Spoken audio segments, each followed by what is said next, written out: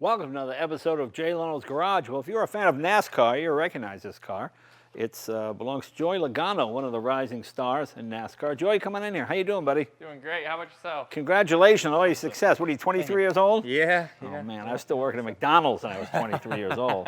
Now, you've been racing since you were, what, 9, 10? Yeah, this was actually since I was 6, racing quarter midgets, and then just Okay. a lot of different levels as you get older and grow up and start racing different things. And Now, where's your mom when your dad's putting you in a quarter midget at age 6? How does that work? Was mom always a little... Mom wasn't a huge fan of it. No, and really? she still isn't to this day. You know, we Yeah, run a yeah. couple super speedways a Yeah. year, which is 2.5-mile racetracks, Yeah. and we're all in a big pack, and one Right. crashes, we all crash. You know, Right, and yeah, she hates yeah. those races still. Now, so. did your dad race as well? No, he had a garbage company up in Connecticut, and you know, really every day after school, I'd go over there and you know, I'd drive stuff around. I'd go kart. I actually had an old Honda Civic, and that's what he taught me how to drive a stick shift in when Okay. I was, you know, 7, and I just drive around. And I assume bomb mom around knew things, nothing so. about Mom this. knew nothing about Mom this knew stuff. nothing about nothing this. about it, not at all. So it was always fun to go over there. He had an old water truck. He had to water down the yard so it didn't Right. get dusty. And when I was like 9, and I couldn't push a clutch in because it was too stiff. You know, Right. I was only a small kid.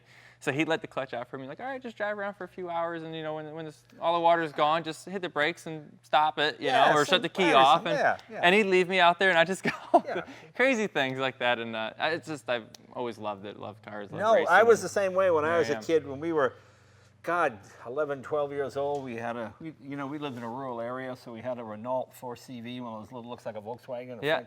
French car. We would just drive around the fields, and people didn't think it was odd for kids to play with cars in those days. Now, of course, they call child services and then you're taken away, but back then it was a lot of fun. So, Yeah. so tell me, was it scary to make the jump from karts into NASCAR? Well, there's levels that you move up, like I said. Right. So there's these Legends cars, which has got these little motorcycle motors in them. And what kind of speed you hit with the Legend cars? You're around 100. Okay. You know, when I started racing, I was 9. I was supposed to be 12. I had one of those special birth certificates that let me race for a little The bit. special birth It's a really certificate. good one. Yeah, I'm Yeah, really a friend of mine 23 had one now, of but those in back then I college. wasn't. Yeah. It worked out pretty good. Yeah. No, not to drink. It was to drive a race car though. Right. You know, and then I raced those for a little bit. Then you race late models, which is kind of a short track, full size car. Run those for a little bit. Then there's you know, the Pro Cup series and ASA and a lot of series like that. Just running you know, local short tracks around the country. So you got to be before you move 18 up. to be in NASCAR, correct? Yes. And that's with a real birth certificate. You can't Yes, show yeah, up, you can't show up with the wrong. Yeah, You can't have They- a fake I 9-year-old. got busted by then. So yeah. Okay. So I'm just curious. That first race in NASCAR. I mean, you're out there with the big boys, Jeff Gordon, all these guys. Mm-hmm. I mean, was it nerve-wracking? Was it scary? Were you pretty confident? Were you just oblivious? Yeah, I think you're more oblivious. You know, Yeah? It's like any other 18-year-old kid. I knew everything. Yeah, right? that's I mean, right, yeah. I knew it all. Right. I just let me drive the car, and I figured out pretty quick that's not the case. Yeah, You know, yeah. and I had a lot of work ahead of me. But you know, really, I remember starting my first Daytona 500 and walking out on pit road. I was actually with my dad, and kind of saw my car on the grid, getting ready to go. And it's kind of a surreal moment, you know. So you've Yeah. been working your whole life to get to that moment, and then obviously your first win and all that. And how it, proud it's was your bigger. dad? He must have been pretty excited. Yeah, he loves it. Yeah, he loves yeah. it. Yeah, he's I definitely. mean, to see this, your name on the car. Yeah, I mean, that's yeah, pretty it's- cool. It's cool. Now tell us what we have here. This is one of the Gen 6 cars. This is the newer models updated to the last couple of years. What's different? From this to the generation car before this, obviously the whole body style is completely different. Obviously, Right. this is the Ford Fusion model of the NASCAR cars, and obviously this made them look a lot more like the actual street car Right. over here. So On the outside. On the outside. There's no Ford Fusion on the inside of it. we have Ford parts, but Right. it's definitely you know, we make all these cars in house at Team Penske. We got 350 employees there, and you know, building them from scratch, kind of like you do a lot of your cars here. Just Right. you know, building them from a steel rack, and obviously a lot of technology goes in, a lot of engineering, you know, into the body, into the chassis, I and know keeping them as light as we can and all. People always think NASCAR is a little crude and all that, but there's real science in these cars now. I mean, in the last few years, the jump to electronics and, you know, guys with telemetry and all this, it's really high tech. There's a lot. You know, we work a lot with our sims now that we're able to kind of simulate what our setup is and run that, and then obviously build our setups off of that when we get to the racetrack and stuff like that. So there's a lot that goes into it. And as a driver these days, it's a lot different than it used to be because, you know, as a driver, when NASCAR started, you know, they worked on the car and you know, Right. they got their hands dirty. You know, these days you don't do that as much. But No, you look, have to look like a yeah. puppy's paw. Yeah, Look at that yeah. puppy's paw. Look at all those pink pads in there. Oh, come on now. But no, I mean, really. really got to understand what goes on behind the car, and you're working with all the engineers Sure. more than anything. So the role of the driver has changed a little bit from what it's been in the past because, you know, I got to work on what I do best, right? Yeah. I drive the race car best, and the guys that work on the car do it the best. Let me also, ask you, so. did you ever come up on simulators at all, playing, you know, the Gran Turismo and those kind of? I mean, did. I mean, do those work for you in NASCAR, practicing on those kind of simulators, or does it bear no resemblance at all? There's some resemblance for sure, and I do even to this day they work on some sims and stuff like that. And To learn a track, it's really good the first time you go to a racetrack. Like when I was a rookie, I used it a lot because you go on a lot of racetracks you've never even seen before. Sure. You know, so at least you kind of get an idea of what it looks like. You know, where pit road is and stuff like that. Road courses, it helps a lot to kind of get back in that mode. We run only a couple of those a year, so. How do you like that? Do you like that, the road courses? I like it, yeah. It's fun, isn't it? It's a ton of fun. It's a ton of fun. And these cars are big old stock cars, and you run around there. So it's a handful when you go to Sonoma, and you know you're coming out of a corner when you're going 45 mile an hour, and you're trying to hook up 850 horse with these things. It's a handful. So we got 358 cubic inch V8, correct? Mm-hmm. Okay. Putting about, what, 850 horsepower? About 850 horse. Normally aspirated, no turbos, no superchargers. Nope. Fuel injection. Just okay. How raw many motor. speed gearbox? We got four gears. Okay. That we're able to, we're able to mess around with the ratios within, obviously within our rules package. And that's rule so. four gears. You have to have 4, yeah. I mean, Okay, there's places we'd like to take 3, you Yeah. know? I mean, you want to lighten them up as much as you can. But I mean, really, it's like some of the cars here. You don't need 6 gears because Right. you got plenty of motor to get the thing rolling. Right. So, the bigger problem is hooking up the tires more than How many gallons of fuel you carry in a typical race?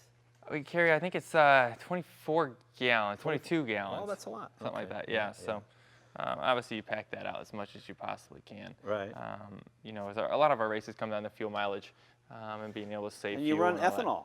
Mm-hmm. Okay. Mm-hmm. That was a switch NASCAR went to about 3-4 years ago now, Okay. I think, right? Maybe even longer.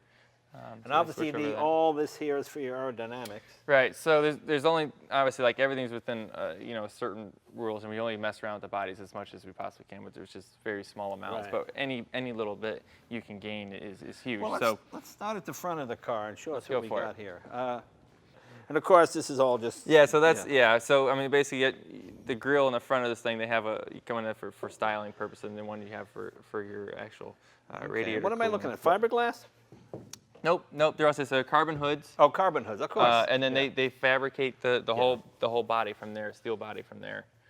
Wow. So they're able to work with them just a little here, a little Boy, there. the seat is incredible. This has come a long way too.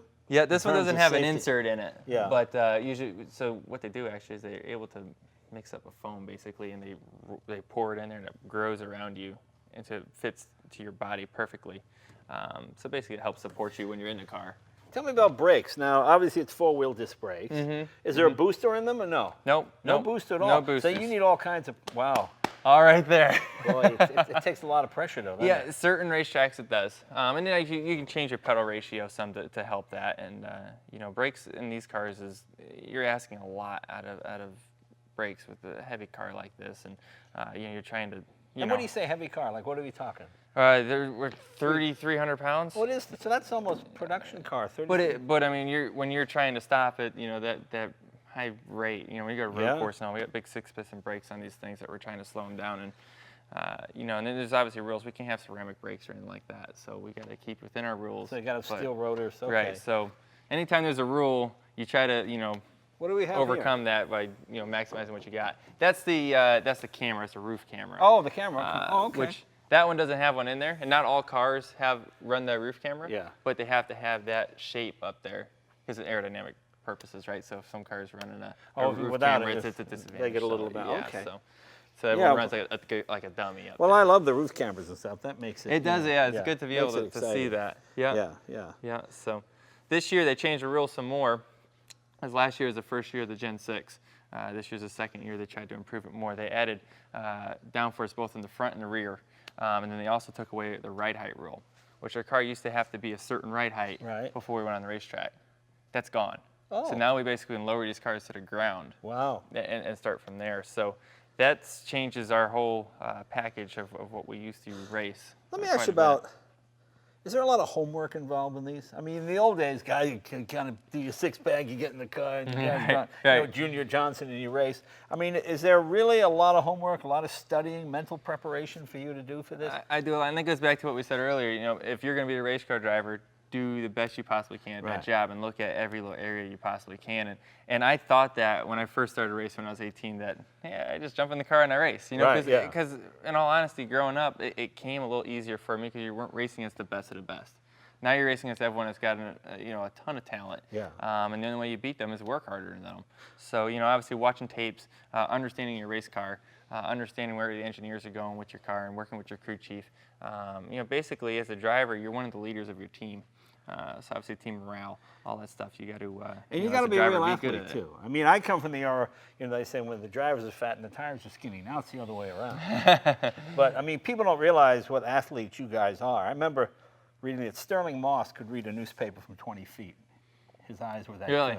My eyes aren't that good. Well, I mean, it's amazing when you think That's impressive, though. You know, yeah, and you it's think, really wow, good. okay, you know, because to be a race car driver, you know, I've said this a million times, race car driving is like sex. All men think they're good at it until you hear from the other person. They go, no, not quite. Because, you know, everybody can drive, so they think, oh, I could drive a race car. And it really takes a lot of skill. Our sport is deceiving. It looks a lot easier than what it is, but you know, you think about, you know, you're at 120 degrees in there on average, some depending on the temperature outside, obviously. Yeah. You know, you're pulling these G-forces, and you got to stay focused for, you know, 3.5 hours. And our sport's different than you know, basketball. You know, you make a mistake, you've wrecked your car, and your day's over. You know, you don't have another shot 15 seconds later. So it's just a different, complete different, you know, sport. Obviously, you don't have to be King Kong. Obviously, you already made fun of me once for that. But, but being able to focus and be mentally tough, it's like golf. You know, you got to be mentally tough to Do drivers try to psych each other out a lot of this before you go on? You know what I mean? We speak a lot with our cars. Yeah. We speak a lot with our cars, whether it's,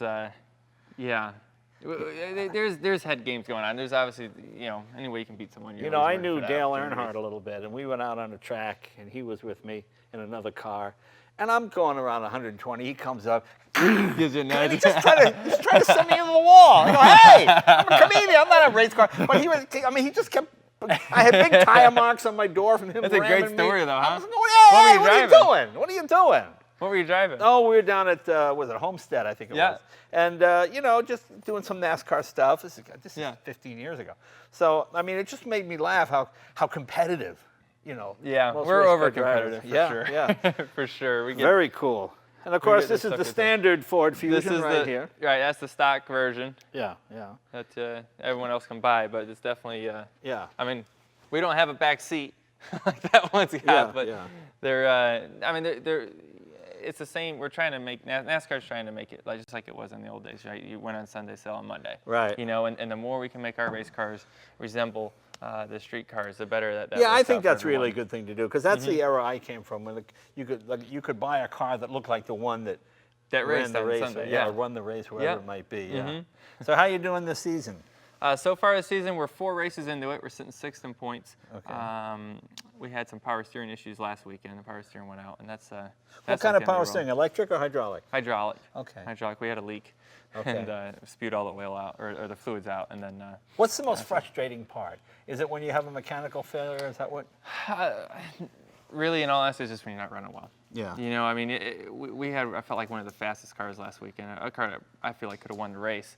And yes, it's frustrating when you have a mechanical issue, but I'd rather at least have a fast car and then everything go fine and run 20th all day. You know, those are the days that make you really mad. And you know, there's nothing I could have done about it, nothing we could have done about it. Actually, it came from a vendor, and the vendor got the piece just got the O-ring, and it just got assembled wrong. And obviously, that's the thing. I mean, we spend millions and millions of dollars on these race cars, but a $3 part's going to be what bites you. Right. You know, so. We race 36 times a year. You got to be able to stay positive. That's a lot of races, isn't it? Exactly. So really, we've kicked off the season a pretty good start. We got a pole already. We got a couple 4th place finishes. We're close. Just got to obviously limit our mistakes and get a big trophy. Well, cool. Well, hey, it was fun having you come by the shop. And Thanks. It's fun I to meet one of appreciate the the tour. This is awesome. Well, you had a present for me. I got to show you what he gave me. This is very cool. Where is it? Yeah, right there it is. Look at this. So this is one of the steering wheels that I ran last year. This is all that was left after the crash. That was it, yeah. Yeah. You know, they tell me to bring home the steering wheel or checkered flag, and Yeah. that time was just the steering Well, wheel, thank you very much. That's pretty cool. Yeah. Tell us what this button does. That's for a Communication. radio. Yep, Okay, yeah. communication. Yep. Very so. cool. Well, Joey, thank you, man. Good luck Awesome, with your yeah. career. And Thank you. It's Appreciate fun. it. It's fun to meet you, and I'm gonna pay attention, see how he does. There you go. See you guys next week.